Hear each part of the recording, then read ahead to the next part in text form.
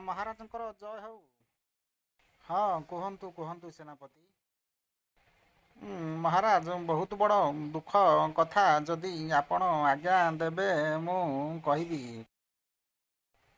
ହଁ କୁହନ୍ତୁ କୁହନ୍ତୁ, କ'ଣ ରାଜ୍ୟର ଖବର କୁହନ୍ତୁ। ମହାରାଜ ଟିକେ ଅପେକ୍ଷା କରନ୍ତୁ।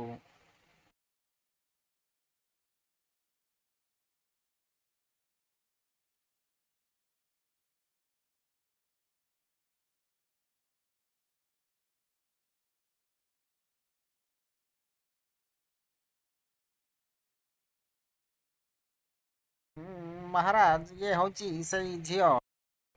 ତମର ସାହସ କେମିତି ହେଲା ମୋ ରାଜ୍ୟକୁ ମୋ ବିନା ପରାମର୍ଶରେ ପ୍ରବେଶ କରିବା ଲାଗି?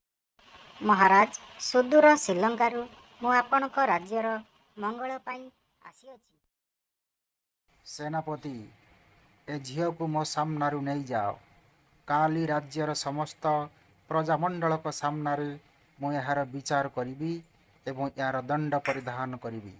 ଯାଅ, ୟାକୁ ମୋ ସାମ୍ନାରୁ ନେଇଯାଅ।